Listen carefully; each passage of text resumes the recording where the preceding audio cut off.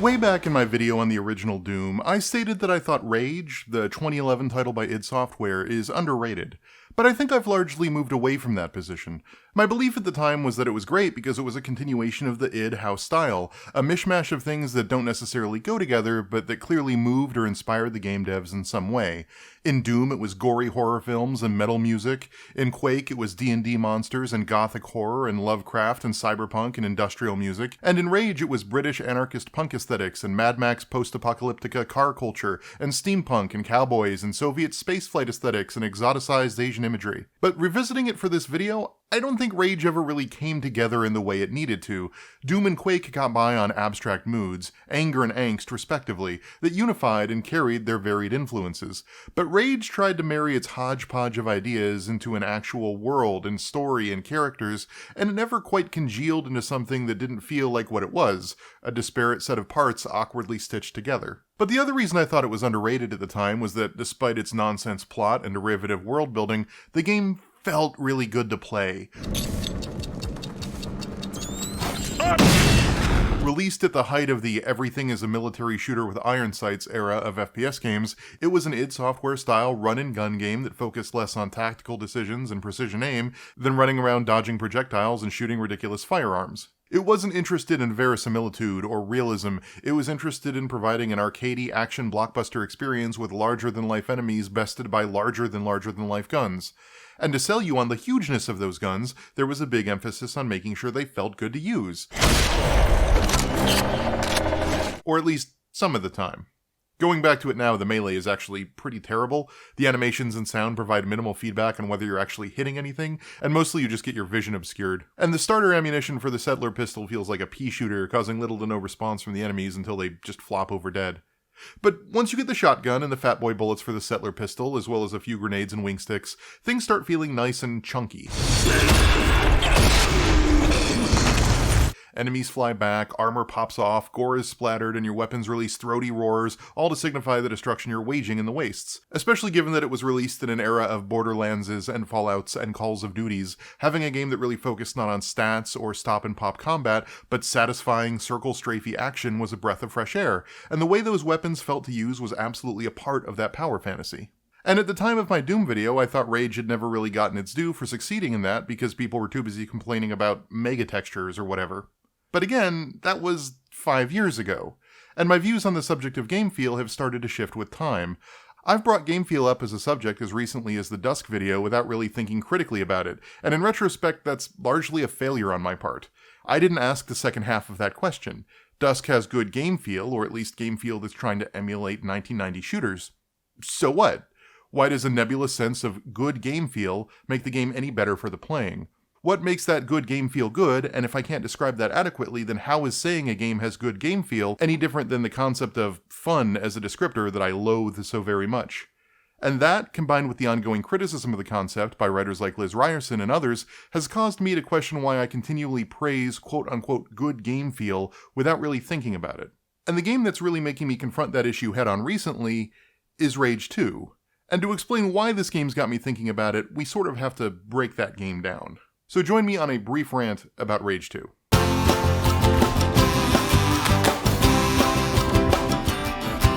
You would think Avalanche, the development team behind Mad Max, a wasteland-based cars and guns title, would be a natural fit for Rage, which is also a wasteland-based cars and guns title. And Rage 2 does draw a lot from Avalanche's Mad Max. It's an open-world game with a rigid separation between on-foot sections and vehicle combat, effectively bifurcating the game in a somewhat awkward manner between the open-world exploration in a car bits and the points of interest action bits. The overworld itself is broken down into a series of unique-looking regions that have a quest giver overseeing them, and your goal is to make each region happy by finding and completing various open-world activities. Eventually, you earn enough favor with the quest giver to do a story mission or two, then rinse and repeat until you have to fight the final boss. But unlike Mad Max, which was a serviceable if cookie-cutter open-world title, Rage 2 shows the scars of a game that has gone through multiple revisions, deep cuts, or extended creative spats. It really feels like this game has seen some shit over the course of its development, like you can start scratching at the surface and find layers upon layers of what the game was at different points of development as you play it. There are the petty technical indications of this sort of turmoil. The lines that introduce each type of event are repeated. Hey, Lily, I'm eyeballing one sketchy-looking place. Yeah, things ain't Vineland safe no more. And repeated. Hey, Lily? I'm eyeballing one sketchy-looking place. Yeah, things ain't Vineland safe no more. And repeated. Yeah, things ain't Vineland safe no more. Bosses that were really great fights the first time end up repeated. And repeated. And repeated. The mutant hive level is just the same room over and over again, and at one point when I interacted with the guy who was supposed to let me into one of the mutant hive rooms, the noise came from a different guy who, if I went to listen to him, would trigger the exit from the conversation because that was triggered by the first guy, and... ugh. Hey, Robbie Ranger. We only just blocked this hole to keep the muties from swarming up and killing everyone. Going down there is straight suicide, Ranger or no. Fuck. I gotta head out. But more importantly, there are structural signs that development was troubled. The beginning is a rushed, flaccid attempt at giving you motivation that lands with a thud, failing to provide world building, emotional grounding, or a clear sense of what the game's even about. It introduces a mentor character and kills them off less than 5 minutes later. Dear old Aunt Prowley. Decorated war hero, ranger, and role model. Especially for Lily. She took me in when my parents died. At the same time, you get a sister character who is introduced to give the mentor's character death pathos, but who never matters again until she shows up at the very end of the game out of nowhere 12 to 16 hours later. And the ending itself is one of those incredibly abrupt, the big bad dies and 30 seconds later the credits are rolling with nothing resembling a denouement style of endings that's great for a 30-minute arcade title, but a little disappointing after several hours of gameplay. Where the original Rage struggled to justify its shifts between car combat and on-foot bits, Rage 2 solves that problem by just making car combat pointless, optional, and unrewarding. Safe mode engaged. And despite a wide open world with varied environments, Rage 2 never does anything with all that open space. It just means you have more driving to do between mission objectives. So just like structurally, as an experience, it's an undercooked mess. And then there's the tone. The marketing for the game would have you believe it's a laugh-a-minute absurdist comedy like Sunset Overdrive. Oh, hell no! You totally ripped off my goddamn ensemble! Yeah, I don't even remember that. But it isn't. Or at least not usually. Like, 80% of the game is played completely straight. For example, you meet a character who is implied to be the protagonist from the last Rage, and they do a big passing of the torch thing through a voice recording, and oh god, it's played so straight it's actually kind of awkward. You found that old uniform. Also a gun. Keep them.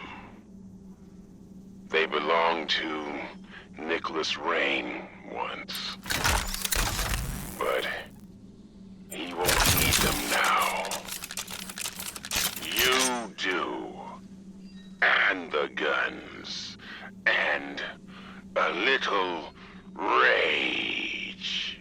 Rage 2 is ridiculous and pulpy, but it's taken dead seriously by the characters in the universe, with the wings coming through not by the characters making pop culture references or whatever, but by the gratuitous gore and the ridiculous names everyone has. Side note, can I just point out how amazing this game's character names are? Like, I want another game that is just populated with characters with these names. Everyone's incidental names here are something amazing. Chainsaw Heart! How do you not love Chainsaw Heart? Or Bruise Armbar? Or Amina Cross, or the duo of Andy Wasteland and Dave Ambrosia. Anyways, the totally self-serious nature of the story mixed with the absurd characters and over-the-top violence gives it a feeling of something like an 80s B-movie, but not a parody like Far Cry Blood Dragon, an actual cornball, bad but fun VHS title, but done up with enough ultra-violence and monsters like they had a really good budget. It's bad, but kind of fun bad. Think like a slightly less twee take on Turbo Kid, and that's about where it lands tonally most of the time. But then every once in a while, the game will pull out some yuck jokes. For being a super scientist, you're pretty dumb. Hello? Hello? You are breaking up! Or to lean really hard into a different kind of overstated camp that clashes with the Bone Crusher 80s homage vibe and feels more flamboyant and Saints Row-y. Oh, mes amis, look here! Or give you characters that feel transphobic but are so underwritten it's unclear what the intent even is. Oh, hello there, sweetheart. This is the Sweetwater, my little corner of the world. Name's Joseph, but everyone around here calls me Mama Jojo. And it's like, where is this stuff coming from? It makes Rage 2 feel like a comedy game that was papered over with more serious line reads later on, or a somber, dull game that someone tried to inject some life into at the last minute, but either way, it doesn't work at all. It's jarring, and when you put the outright goofy stuff next to the over-the-top 80s cheese, it becomes difficult to say just how earnest or tongue-in-cheek any of it really is. But perhaps my most frustrating problem with Rage 2 is that, likely as a result of whatever the development turmoil was, the game feels like it has disdain for its characters, its story, and even humans in general. It is not a nice game. It's willing to kill characters for cheap stakes raising, and it doesn't seem to care about the ones it leaves alive. Rage 2 gives you 3 potential allies who all jokingly just treat you as a gopher, and then in the end knowingly almost kill you. The nanotrivirus! To think Dr. Kvassier sent you to administer it, knowing that it would surely kill you too. See? I told you she would be fine. A little nanotrite reprogramming cocktail was all that was needed. I say, you got lucky. Its universe treats mutants, who, as far as I can tell, are mutated former humans, as a sort of feral infestation that needs to be rooted out and exterminated, but never really examines that in the way that, say, Fallout does with its ghouls, which is doubly concerning when you realize it paints its bandits and scavengers as just as bloodthirsty and mindless as the mutants. None of them have any motivation. Enemies are just there to be shot. They guard fuel depots or make roadblocks not for their own ends, but to give you something on a map to clear, and once you've cleared it, they never bother to do it again. It famously never did anything about its overuse of cleft lip imagery, despite criticism that it was in poor taste. Its opening promotes you to the status of Ranger, giving you the responsibility of keeping peace in the wastes and rebuilding Vineland. And you do this by just shooting anyone and everyone outside of Vineland settlement. And while anything outside of a town is a target, anyone inside of a settlement that isn't a vendor or quest giver is a prop. Consider the fate of poor Bobby Tackle, a character stuck in the nightmarish hell of a perpetual animation loop where he pukes on himself, then pukes where he's standing, wipes his mouth, and repeats, all while gently smoking 2, probably very moist, cigarettes. This is Bobby Tackle's entire existence. It's all he's ever known or will know. He is a bit of environmental storytelling, a way to sell you on Lagooni's grimy bar. I pity him, but I can't save him. Humans are targets, they're props, they're tools to give out items and quests, but no one has anything remotely resembling agency or an inner life, just cool names and idle animations. I have no doubt that some design doc somewhere has backstories for the different gangs for each region, or a more robust vision for the inhabitants of each town, but the game that was released feels more interested in its painterly landscapes than in anything human. So if the game is really not all that great, why am I even talking about it? What does any of this have to do with game feel? Well, despite my myriad of grievances with the game, I found I couldn't stop playing it. Even though the open world approach meant that I had to walk or drive for 5 or 10 minutes in between each first-person shooter bit, the first-person shooter bits really clicked with me. That core gameplay loop felt really captivating, enough to put up with all of the boring map traversal, the weird tone, the uninventive and repetitive mission designs, and the empty, soulless game world. Most people compare Rage 2's first-person combat to Doom 2016, because it's an id property and it's super fast-paced and enemies drop health shards when you kill them. And yeah, that's all true. But Rage 2 mixes things up by making it less about blind rage and more about juggling enemies. There are a lot of weapons and powers that involve flinging people around, from the grav dart launcher that lets you pump enemies full of potential energy and then direct where they get pulled, to a shotgun alt-fire that launches enemies backwards, to void bombs and force pushes. This gives the game a measure of crowd control, where you can temporarily remove some enemies from the field by knocking them down and focusing fire on other enemies. This is combined with a system wherein the enemies have armor that needs to be broken off before you can do real damage, but it doesn't operate like a generic shield bar. Each body part has its own armor that can be destroyed. This leads to situations where you want to find enemies with unarmored bits and focus fire on those, while using your crowd control powers to knock armored enemies down to soften them up until you're ready to focus fire on them and remove some of their protective plating.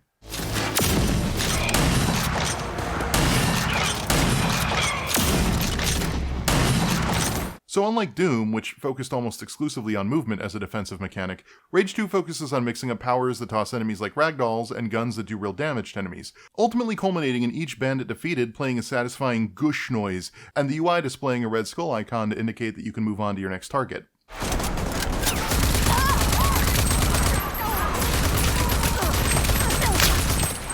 It's Doom 2016 if Doom 2016 was less interested in visceral anger and ripping and tearing mindlessly, and instead more focused on mixing up your various powers. And not only do they feel great, but they look cool.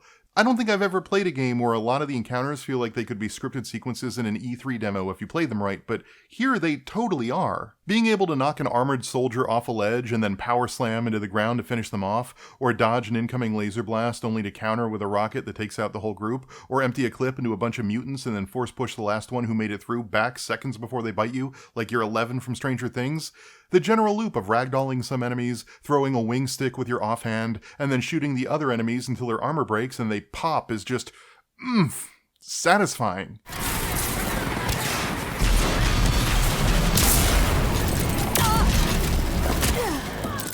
The way Rage 2 drip-fed me dopamine by letting me be creative with a set of tools that each play off of one another and result in a bedlam I control gave me a response to the game that was almost Pavlovian. Despite all that's wrong with Rage 2, I kept seeking out those first-person bits because they just felt so good to play.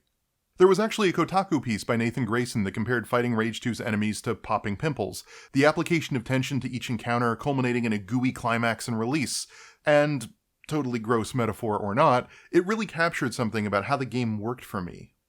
I sought those shooty bits out, and it was worth wading through the muck that was this mean, ugly, unfinished game to get to them.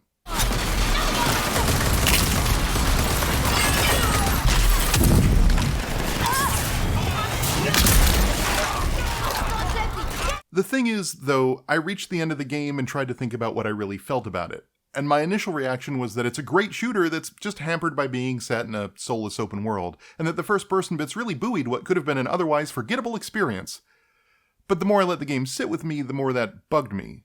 Because that outlook puts some weird primacy on how a game feels when played. It lets a bunch of game design tricks to make its core loop satisfying to my lizard brain replace any other responsibility the game may have, to its story, its characters, its world, its structure, its pacing, its tone, or its themes. I thought about all the times I was driving through an open world that it had no idea what to do with. Hours of my life gone to an open world conceit that served no one any value. I thought back to how pretty the sightlines were in Rage 1, and how they felt like concept art made manifest, and how there was really nothing like that in Rage 2, just pretty sunsets over some wastes. And I thought back to Bobby Tackle and his unending torment. And I realized that I, as a critic, probably place too much emphasis on the concept of game feel if the warm fuzzies a game's violence gives me can override all of that.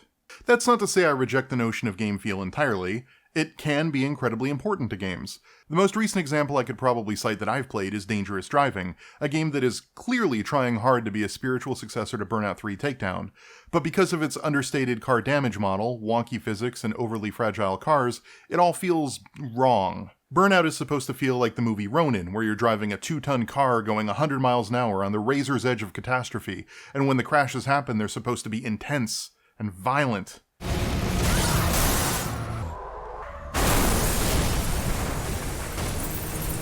Dangerous Driving instead feels like you're skating on ice, and the smallest tap from another vehicle magically stops your car dead.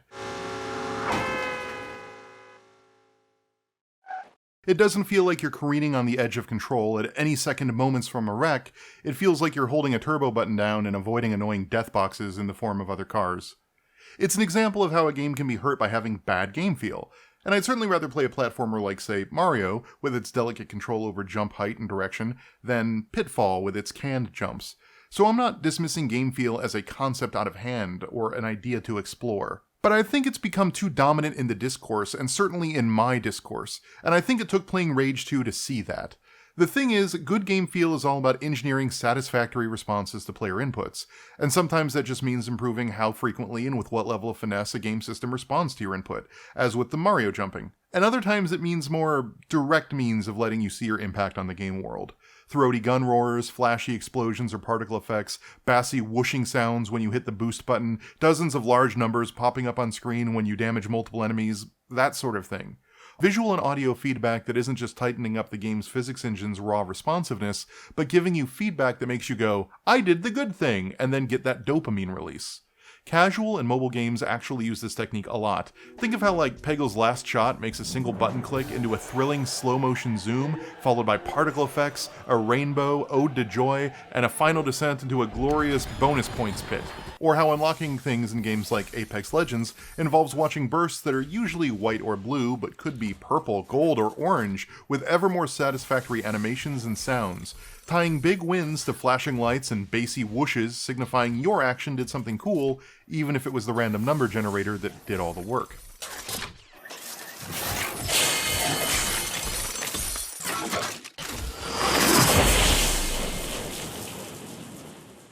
Too easily, I think, we, and certainly I, go from this system has feedback mechanisms that release dopamine, which feels good, to this is good to play, to this is a good game. Even if it isn't.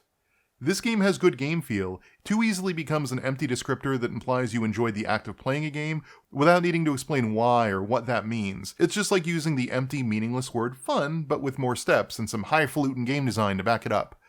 And I think we need to be careful about how we let solidly designed gameplay loops control how we approach a text, whether it's the addictive gacha game trying to get you to buy more polls, or whether it's a really slick-feeling combat system in a game that feels vacuous and even kinda mean. Rage 2's combat system is, genuinely, a pretty great remix of Doom 2016's high-octane approach with some clever twists on both crowd control and strategy. But, and this is the part I've been bad at remembering, that doesn't mean that Rage 2 is a good game.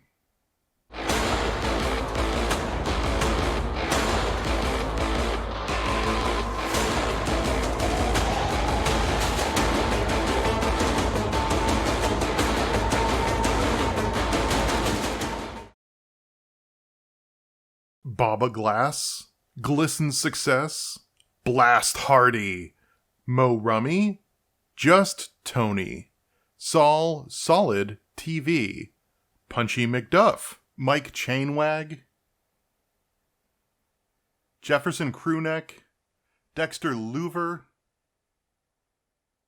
Slaghead,